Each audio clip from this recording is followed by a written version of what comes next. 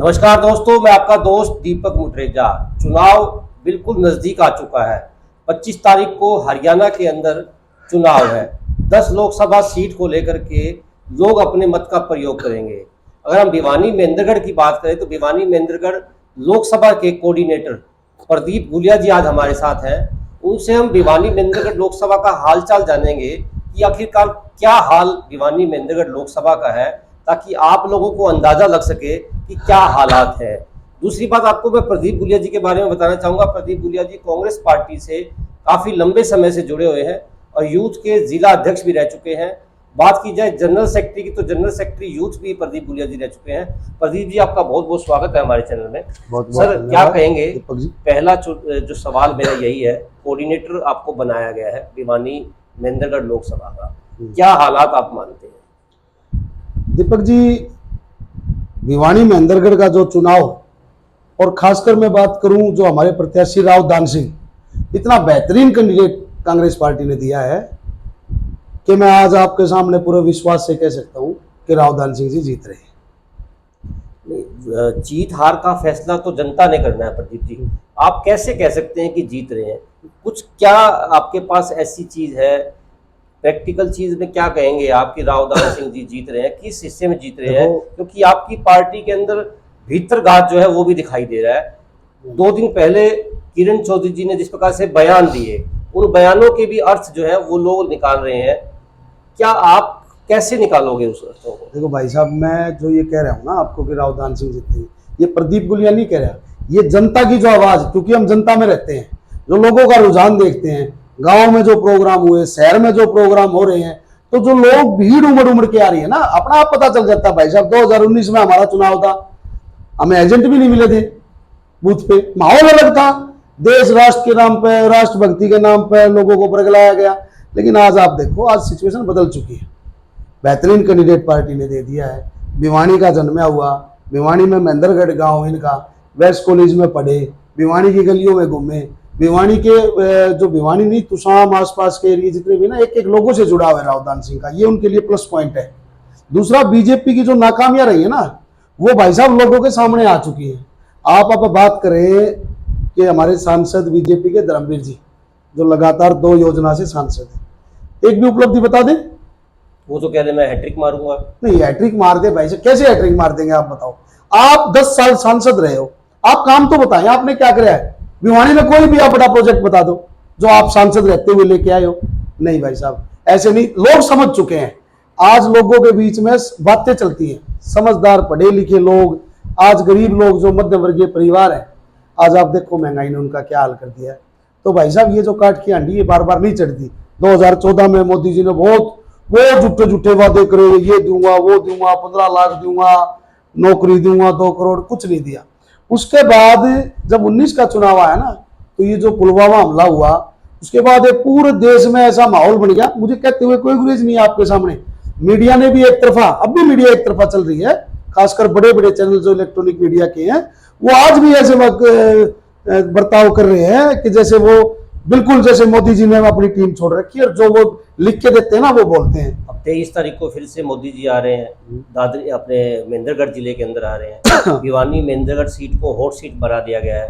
राहुल गांधी जी भी दादरी आ रहे हैं, प्रियंका गांधी जी भी हरियाणा के अंदर आ रही है, सिरसा के अंदर रोड शो करेंगी। क्या स्थिति आप मानते हो? मोदी जी पहले क्यों नहीं आए?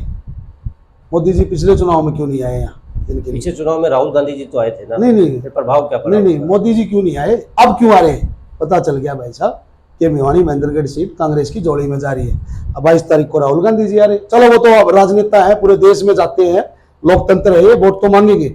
लेकिन अब मोदी जी जब 23 तारीख को आएंगे ना, तो लोग उनसे पूछेंगे कि आप जब 14 में आए थे तो आप वादा करके गए थे कि हम आपको नौकरियां देंगे, 15 लाख आपके खाते में डाल लेंगे। तो उस टाइम पे 400 रुपए सिलेंडर होता था, तो बीजेपी के नेता सिलेंडर सर पर रखकर और नाचते थे। आज सिलेंडर क्या भाव है? 1100 रुपए का सिलेंडर हो रहा है भाई साहब। आज पेट्रोल क्या भाव है? आज डीजल क्या भाव है? आज दाल क्या भाव है? आज चीनी क्या भाव है? गरीब आदमी क्या करेगा? तो भाई साहब, ये लोग समझ चुके हैं। और मैं आपको जो लोगों के बीच में गया हूं, हम रात को 2-2 बजे सोते हैं, सुबह 6 बजे उठ जाते हैं। मैं नहीं, सारे नेता कांग्रेस का एक एक वर्कर जी जान से जुटा हुआ है। लेकिन लोगों का जो समर्थन हमें मिल रहा है ना, उससे हमारा जोश और बढ़ता जा रहा है। लोकसभा के जो आपके कैंडिडेट हैं जी। दान सिंह जी, उनके ऊपर आरोप लगते हैं, काफी विपक्षी पार्टियां, सरकार की पार्टियां आरोप लगाती हैं। इन आरोपों को कैसे आप जो है इन आरोपों से कैसे बाहर आरोप निकलेंगे? आरोप आरोप लगाना एक बात अलग होती है। एक बात बताओ, बीजेपी ने किसी को छोड़ा है? अरे संवैधानिक पद पे मुख्यमंत्री रहते हुए झारखंड के मुख्यमंत्री को गिरफ्तार करके जेल में ठोक देते हैं, दिल्ली के मुख्यमंत्री अरविंद केजरीवाल को जेल में ठोक देते हैं। तो रावदान सिंह भी कांग्रेस का नेता है, इस उनको पता था ये चुनाव लड़ने जा रहे, इसलिए इनके लिए इनके ये झूठे जाल कुछ नहीं। अगर ये कुछ ऐसा होता, ये छोटी सी बात पे तो अंदर ठोक देते ढाके, और कोई अगर ऐसा बड़ा मामला तो छोड़ देते भाई साहब। मैं खुले मंच पे कह रहा हूँ, ये सब है ना झूठे बरगलाने की बातें, कोई मामला नहीं है। हालात क्या मानते हैं आप? भिवानी मेंढरगढ़ लोकसभा के कोऑर्डिनेटर आप बने हुए हैं, जो हालात बने हुए हैं, धर्मवीर सिंह जी कह रहे हैं कि वो तीसरी बार हैट्रिक मार करके फिर से भिवानी मेंढरगढ़ लोकसभा की सेवा करने के लिए आ रहे हैं। रावदान सिंह जी पहली मर्तबा यहाँ से लोकसभा का चुनाव लड़ेंगे। हालांकि इस बात को लोगों ने एक्सेप्ट कर लिया कि रावदान सिंह जी बाहरी कैंडिडेट अब नहीं है। हालांकि शुरुआती दौर में यही कहा जा रहा था कि बाहरी कैंडिडेट रावदान सिंह है और बाहरी कैंडिडेट को यहाँ का टिकट दे दिया गया। धर्मवीर जी तो ये भी कह रहे थे, सांसद हमारे बहुत आदरणीय है, मैं उनकी इज्जत करता हूँ, वो तो ये भी कह रहे थे कि अब की बार मैं पहले से भी ज्यादा वोटों जीतूंगा, 5 लाख से 6 लाख से जीतूंगा। अब क्या हो गया? अब क्यों धर्मवीर जी इतने भाग दौड़ कर रहे हैं? इतनी आसान जीत पिछली बार कह रहे थे मुझे मोदी के लिए, मोदी को वोट मिल रहा है। अब भी देखो, ये है ना जनता का अपमान है, ये लोकतंत्र का अपमान है कि आप कहीं जाओ और ये कहो कि आप लोग मुझे वोट थोड़ी दे रहे हो, मोदी को दे रहे हो। नहीं भाई साहब, जनता इस चीज को सहन नहीं करती, समझ चुकी है। आपका एक चेहरा भी है, आप यहाँ से सांसद बन रहे हो, एक नेता के नाम पे आप कब तक वोट मांगोगे? रावदान सिंह जी महेंद्रगढ़ से 4 बार विधायक रहे, विधायक रहते उनकी इतनी बड़ी उपलब्धि है कि महेंद्रगढ़ में उन्होंने यूनिवर्सिटी बनवाई, और जब वो सांसद बनेंगे तो उनका एक विजन है, वो भिवानी महेंद्रगढ़ के लिए काम करेंगे। बड़े उद्योग, कई बड़े प्रोजेक्ट उनके जो मन में है, लोगों को उन्होंने बताई भी है, वो भिवानी के लिए काम करेंगे। लेकिन धर्मवीर जी बताएं उन्होंने 10 साल में क्या करा, और लोग पूछ भी रहे, लोग खुद पूछते हैं, गांव में ही पूछते हैं धर्मवीर जी से, शहर में भी प्रोग्राम होते हैं वहां ही पूछते हैं, आप बताओ तो सही आपने क्या किया, आप क्या करते हो? आपने जब लास्ट में चुनाव आ गया तो आपने मुख्यमंत्री बदल दिया। क्या मुख्यमंत्री बदलने से जो लोगों को तंग किया गया है, क्या वो उन लोगों की भावनाएं बदल जाएंगी? आपने किसी को नहीं छोड़ा, आपने सरपंच को नहीं छोड़ा, आपने किसान को नहीं छोड़ा, आपने आशा वर्कर को नहीं छोड़ा, आपने चौकीदार को नहीं छोड़ा। आप कितने घमंड से आपने सरकार चलाई है कि आप इतने घमंड के घोड़े पे चढ़ के आप चल रहे थे, किसी को कुछ नहीं समझते। हमारे आदरणीय मुख्यमंत्री, पूर्व मुख्यमंत्री मनोहर लाल खट्टर जी कभी तो कह रहे हैं कि फरसा मार दूंगा, कभी किसी के बारे में कुछ बोल रहे हैं। भाई साहब आप बताओ, आप पत्रकार हो, क्या कभी कोई मुख्यमंत्री ऐसे बयान देता है? ये शोभनीय नहीं है, समाज इसको नहीं मानता। आज आपने नायब सैनी को मुख्यमंत्री बना दिया, नायब सैनी के ऊपर आप सारी बुराई क्यों डाल रहे हो भाई साहब? 9.5 साल आप कर गए, इतना बुरा आपने बर्ताव किया जनता के साथ, एक भी वादा आपने पूरा नहीं किया। अब आप क्या चाहते हो कि मुख्यमंत्री बदल दे तो लोग मान जाएंगे? नहीं नहीं, हरियाणा में 10 की 10 सीट कांग्रेस गठबंधन की आ रही है, मैं आपको विश्वास से कहता हूं। और उसके बाद 3 महीने बाद विधानसभा चुनाव है, प्रचंड बहुमत से हरियाणा में कांग्रेस पार्टी की सरकार बनेगी और मुख्यमंत्री चौधरी भूपेंद्र सिंह हुड्डा होंगे। आरोप लगते हैं कांग्रेस पार्टी के अंदर फूट है, हमने भी देखी है, आपने भी देखी है।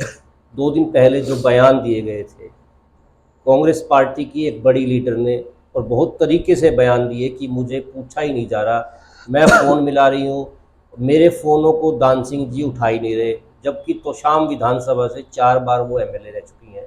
मैं जिक्र कर रहा हूँ किरण चौधरी जी का। उनका कहना है कि ना तो उनकी बेटी को सम्मान दिया जा रहा, ना उन्हें सम्मान दिया जा रहा। कांग्रेस पार्टी के नेताओं के द्वारा उन्हें खत्म करने का प्रयास, राजनीतिक रूप से खत्म करने का प्रयास किया जा रहा है। नहीं देखो, वो किरण चौधरी जी कांग्रेस की वरिष्ठ नेता हैं, इस बारे में तो मैं कोई ज़्यादा टिप्पणी नहीं करूंगा। लेकिन आप ये बताओ, लगातार किरण चौधरी विधायक है तो शाम से, सरकार में मंत्री रही हैं, हमारी बहन श्रुति यहाँ से सांसद रही हैं।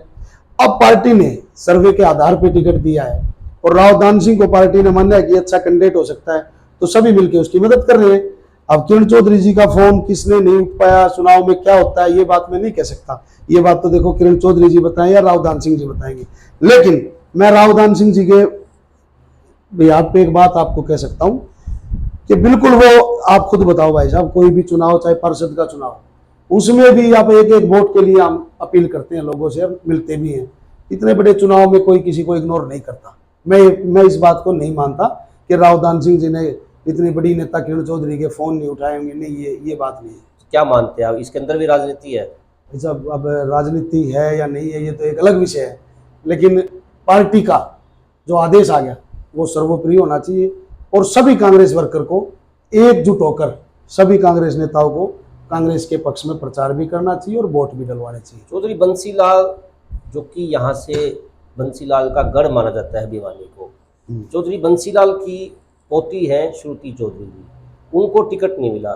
चौधरी बंसीलाल का काफी लंबा जो कार्यकर्ताओं का संगठन है वो है। आपको क्या लगता है, क्या वो नाराज नहीं होगा कि श्रुति चौधरी, जिनको एमपी जो भिवानी मेंढरगढ़ लोकसभा से रह चुकी हैं, कि उनको टिकट मिलना चाहिए था? दीपक जी, आप एक बात बताओ, चौधरी सोमवीर सिंह बंसीलाल जी के दामाद हैं, लोहारू से विधायक रहे, वो साथ लग रहे। अनिरुद्ध चौधरी चौधरी बंसीलाल के पोते हैं, वो साथ लग रहे। उनके जो पार्टी के वर्कर जो चौधरी बंसीलाल के साथ जुड़े हुए हैं, वो आज कांग्रेस, दूरी कहाँ है? तो चौधरी बंसीलाल का जो परिवार है ना, धर्मवीर जी और चौधरी बंसीलाल की हमेशा अलग दूरी रही है, उनका कभी मेल नहीं हुआ। तो आज चौधरी बंसीलाल का वर्कर कैसे धर्मवीर जी को एक्सेप्ट कर लेगा? नहीं, ये बिल्कुल तथ्य से दूर की बात है। चौधरी बंसीलाल को जो मानते हैं और चौधरी बंसीलाल के समर्पित सिपाही, वो एक एक आदमी कांग्रेस को वोट कर रहे और वोट डलवा रहे। गुलिया जी, जिस प्रकार से आपका संगठन की बात आती है जी, कि कांग्रेस पार्टी का संगठन जो है वो नहीं बन पाया, जिसकी वजह से काफ़ी दिक्कतें जो है पार्टी को आ रही हैं, आप क्या मानते हैं? क्योंकि आप संगठन में भी रहे हैं, फिलहाल जो है आप कोऑर्डिनेटर भी हैं भिवानी मेंढरगढ़ लोकसभा के। अगर संगठन बन जाता तो क्या पार्टी को मजबूती नहीं मिलती? संगठन फूट के कारण नहीं बन पाया। निश्चित रूप से अगर संगठन होता है तो उसकी अलग ही बात होती है, लेकिन आज आप देखो, हमारे सांसद दीपेंद्र हुड्डा जी ने, पूरा हरियाणा में उनकी एक जबरदस्त टीम है। आज भिवानी में या पूरे लोकसभा में कहीं भी किसी, चाहे हमारी कोई रैली हो, कल राहुल जी आ रहे हैं, कल आप देखना हमारा क्या शानदार प्रोग्राम रहेगा, लाखों लोग वहां इकट्ठे होंगे। तो संगठन बेशक ना बन पाया हो, चुनाव के बाद बन जाएगा, लेकिन संगठन की कोई कमी हमें नहीं निकल रही, क्योंकि कांग्रेस का एक एक नेता, एक एक कार्यकर्ता राव दान सिंह बनकर चुनाव लड़ रहा है और अपना 100% इस चुनाव में दे रहे हैं। क्या हालात जो है वो देखने को मिलेंगे? क्योंकि जल्द चुनाव के बाद विधानसभा चुनाव भी है, क्योंकि उसमें भी अब समय नहीं है। कहा जा रहा है कि ये चुनाव ये दिखा देगा कि विधानसभा चुनाव के अंदर किसकी सरकार बनने वाली। बिल्कुल, मैं आपकी बात से सहमत हूँ। ये आने वाले विधानसभा चुनाव का सेमीफाइनल है और लोकसभा में जो पार्टी ज़्यादा सीटें लेगी, निश्चित रूप से उसका प्रभाव रहेगा। इसीलिए मैं आपको कह रहा हूँ कि लोकसभा में कांग्रेस की आंधी चल रही है। लोग, भाई साहब, लोग जो है ना वो तंग आ चुके हैं अंदर से। अब आप देखोगे कई जगह लोग बोल नहीं रहे, और यही नहीं, 400 पार का जो ये नारा दे रहे हैं ना, इसकी हवा निकल चुकी है। आज आप पता करोगे ना कि दिल्ली में क्या हो रहा है, राजस्थान में क्या हो रहा है, यूपी में क्या हो रहा है, बिहार में क्या हो रहा है, पंजाब में क्या हो रहा है। आप देखो, पिछले चुनाव में पूरा सफाया था कांग्रेस का। राजस्थान में 0 सीट, हरियाणा में 0 सीट, ऐसे दिल्ली में 0 सीट। लेकिन आज आप देखो, राजस्थान में आधे पे कांग्रेस खड़ी है, हरियाणा में 10 की 10 सीटें कांग्रेस लेने जा रही है। तो ये भाई साहब, ये 400 पार ये बिल्कुल वही है जो पिछले चुनाव में हरियाणा में कराया था ना, 75 पार कितनी मिली थी? 40। अब ये 400 पार कर रहे हैं ना, ये 200 से ऊपर भी ले जाएंगे। मतलब आपको क्या लगता है, इंडिया गठबंधन सरकार बना पाएगा? इंडिया गठबंधन सरकार बनाएगा, डेफिनेटली सरकार बनाएगा। और मोदी जी जो है ना, आप देखोगे कुछ दिनों से, बहुत बड़े नेता हैं, मैं उन पर कोई ज़्यादा टिप्पणी तो नहीं कर सकता, लेकिन एक कांग्रेस कार्यकर्ता होने के नाते ये बात तो कह ही सकता हूँ कि मोदी जी बौखला गए। वो आज बात नहीं करते कि हम रोजगार कैसे देंगे, वो ये बात नहीं करते कि हम महंगाई कैसे कम करेंगे, वो ये बात नहीं करते कि हम देश में IIT, IIM, एम्स, स्कूल ये बनाएंगे। नहीं, वो बात क्या करते हैं? पाकिस्तान, हिंदू मुसलमान। भाई साहब, ये बात बताओ आप, इससे देश चलता है क्या? और प्रधानमंत्री जो होता है ना, प्रधानमंत्री तो पूरे देश का होता है भाई साहब, वो किसी जाति विशेष का, किसी धर्म विशेष का नहीं होता। इससे पहले कांग्रेस की सरकार रही, भारतीय जनता पार्टी की भी सरकार रही, अटल बिहारी वाजपेयी जी प्रधानमंत्री रहे, कभी किसी ने ऐसी बात नहीं की देश में।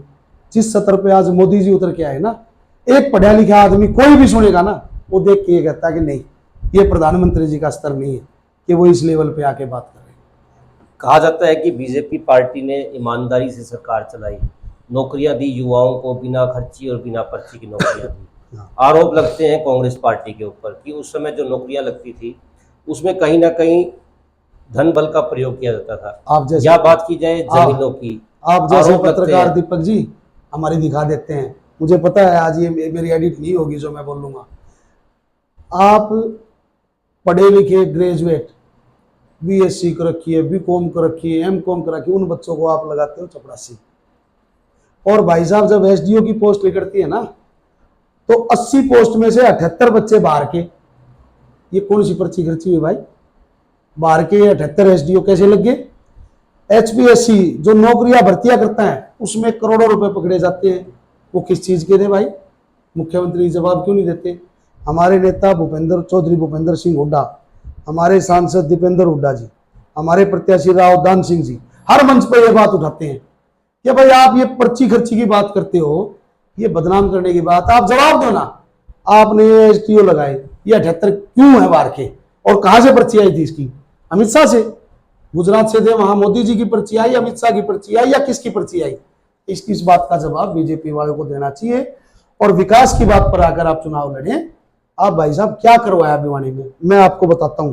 मैं ज्यादा पूरे जिले की बात नहीं करूंगा, भिवानी विधान पूरे जिले में 5400 करोड़ रुपए चौधरी भूपेंद्र सिंह हुड्डा ने खर्च करे जब सरकार रही। बीजेपी वाले बताएं। भिवानी विधानसभा में 3 नए फ्लाईओवर बनाए, लड़कियों के लिए कॉलेज बनाया। भिवानी में आप तो भिवानी में रहे हो, आपने देखा होगा एक पानी की टंकी होती थी अपना वाटर वर्क्स, डाबर में नहीं, निनाण के पास रोहतक रोड पे नहीं है, उससे चारों तरफ भिवानी को पानी की सप्लाई मिल गई। ये मैं बता रहा हूं आपको, ये कांग्रेस की देन है। उसके बाद पॉलिटेक्निक कॉलेज, गांव में स्टेडियम, और सबसे जो अहम बात, गरीब आदमी चाहे वो छत्तीस बिरादरी में कोई भी हो, एससी हो, बैकवर्ड हो, 100 गज के प्लॉट कांग्रेस ने दिए। 3,94,000 प्लॉट पूरा हरियाणा में कांग्रेस पार्टी ने दिए। आज बीजेपी के नेता बता दे 1 गज जमीन भी किसी गरीब को दी हो तो? प्रदीप गुलिया जी, मैं आपसे एक आखिरी सवाल ये जानना चाहूँगा कि चुनाव का माहौल है, आपने कहा है कि राव दान सिंह जी जीत करके निकलेंगे, किन मुद्दों पर राव दान सिंह जी चुनाव लड़ रहे हैं? दूसरी बात, प्रैक्टिकल अगर हम बात करेंगे भिवानी महेंद्रगढ़ लोकसभा की, तो कैसे सिनेरियो बन रहा है कि आप जीतोगे? क्योंकि धर्मवीर जी भी कह रहे हैं मैं जीत रहा हूँ। अगर प्रैक्टिकल बात करेंगे हम लोग, जीतने की बात तो हर कोई मुंह से निकाल सकता है, लेकिन प्रैक्टिकल अगर हम बात करेंगे तो कैसे जीत रहे हैं? क्या आपने अंदाजा लगा रखा है कि वो जीत रहे हैं और इतने मतों से जीतने की संभावना है? देखो, महेंद्रगढ़ से विधायक है राव दान सिंह जी, उस साइड में 4 विधानसभा पड़ती है हमारी, महेंद्रगढ़, अटेली, नारनौल, नांगल चौधरी। चारों विधानसभाओं से प्रचंड बहुमत के साथ राव दान सिंह जी जीत रहे। उसके बाद आ जाओ आप भिवानी में, दादरी नया जिला बन गया, दादरी और बरडा दोनों जगह से दान सिंह जी जीत रहे। लोहारू से दान सिंह जी जीत रहे, तुसाम से दान सिंह जी जीत रहे, भिवानी से दान सिंह जी जीत रहे। धर्मवीर जी कहां से जीत रहे? मुझे तो समझ आ नहीं रहा भाई साहब। बीजेपी के जो वादे थे ना, और खासकर मैं बिल्कुल खुल के कहता हूं, खुद धर्मवीर जी के बयान आए थे कि मैं चुनाव नहीं लड़ना चाहता, संसद आए थे ना। हाँ, वो बिल्कुल उन्होंने एक बार जरूर कहा था। जब वो खुद आदमी मना कर रहा है कि नहीं मैं चुनाव लड़ना ही नहीं चाहता, अब वो फिर आ गया। फिर आपने देखा गांव में जा गए जब, या हमने तो कोई करे नहीं, ये वीडियो आपके सामने है, गांव में उनका कितना विरोध है। विधानसभा चुनाव की भी तैयारियां जो है वो लगातार शुरू हो चुकी हैं, हर पार्टी ने शुरू कर दी है। उनका कहना है कि सेमीफाइनल, जिस प्रकार से आपने भी कहा है, लोकसभा एक तरह का सेमीफाइनल है विधानसभा का हरियाणा में। प्रदीप गुलिया जी भी क्या इच्छा रखते हैं विधानसभा चुनाव लड़ने की? अगर लड़ते हैं तो किन मुद्दों को लेकर के जनता के बीच में जाएंगे कि लोगों को ये मिल सके कि प्रदीप गुलिया जी चंडीगढ़ जाकर के विधानसभा में बैठेंगे और भिवानी का विकास कर सकेंगे? भाई साहब, मैं पिछले 24 साल से सक्रिय राजनीति में हूँ। मैं वेस्ट कॉलेज में छात्र राजनीति के लिए छात्र नेता रहा। उसके बाद मैंने NSUI में काम किया, यूथ कांग्रेस में काम किया, पार्टी के साथ लगातार काम किया। भाई साहब मैं पार्टी का चौधरी भूपेंद्र सिंह हुड्डा का, दीपेंद्र हुड्डा का सच्चा सिपाही हूँ।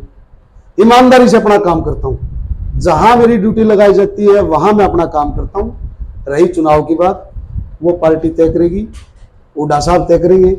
जिसको भी वो कैंडिडेट भिवानी विधानसभा से बनाएंगे, सारे साथी मिलकर उसकी मदद करेंगे। लेकिन सबकी अपनी अपनी इच्छाएं तो होती है। मैं भी राजनीति में लगा हूँ, मेरी भी इच्छा है कि मुझे मौका मिले, मैं यहाँ से चुनाव लड़ूँ, अपने लोगों के, अपने क्षेत्र के काम कर सकूँ। क्या काम करेंगे आप, क्या देखा है आपने, क्योंकि आप तो लगातार राजनीति में 24 साल से हैं। भिवानी में ऐसे कौन से काम नहीं हुए जो प्रदीप गुलिया जी आते ही वो करवाएंगे ताकि विकास हो सके? भाई साहब हमारे विधायक घनश्याम सराफ जी हैं, आप बेचारे शरीफ आदमी हैं, मैं उनका बहुत आदर करता हूँ। लेकिन एक भाई साहब शरीफ होने का एक पैमाना नहीं है कि आप विधायक बने। शरीफ तो सभी हैं भाई साहब, लेकिन आपने भिवानी के लिए क्या किया? आज की स्थिति में बात करूँ, हॉस्पिटल में डॉक्टर नहीं, पीने के लिए लोगों के पास पानी नहीं, बिजली के इतने लंबे लंबे कट अब आपके पास बैठे हुए हैं। अभी लाइट आई थी फिर चली गई, अब फिर चली गई, आप देख रहे हो।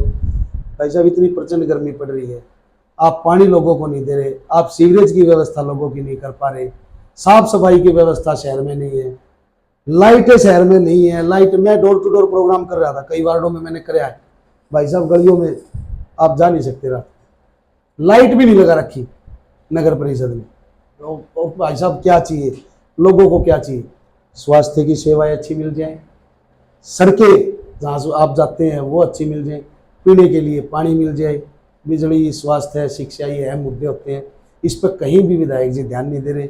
और मैं अगर कभी मौका मिला, वैसे तो हम पार्टी की तरफ से उठाते रहते हैं, भाई साहब जो विधायक होता है ना, उसका काम ये नहीं है कि वो चंडीगढ़ जाके बैठ जाए या अपनी कोठी में बैठे रहे। लोग अपना पार्षद, अपना सरपंच, अपना विधायक, अपना एमपी चुनते हैं, वो इसलिए चुनते हैं कि हमारी समस्याओं का समाधान ये आदमी करेगा। और जो ये नहीं कर सकता ना भाई साहब, उसको इस राजनीति में नहीं रहना चाहिए, ना चुनाव लड़ना चाहिए। चलिए ये तो आगे की बातें हैं। ये थे प्रदीप गुलिया जी। प्रदीप गुलिया जी का कहना है कि आने वाले समय के अंदर 10 की 10 सीटें लोकसभा की हरियाणा के अंदर कांग्रेस के झोली के अंदर आ रही है, ऐसा प्रदीप गुलिया जी का कहना है। प्रदीप गुलिया जी ने भिवानी महेंद्रगढ़ लोकसभा के कोऑर्डिनेटर भी हैं। हालांकि जिस तरह से इन्होंने जवाब दिए हैं, इनका कहना है कि आने वाले समय में विधानसभा का भी अब ये सेमीफाइनल हो रहा है, जो ये सीटें जीतेगा विधानसभा भी उसी की झोली में आएगी। खैर ये तो वक्त बताएगा कि किसकी सरकार बनती है।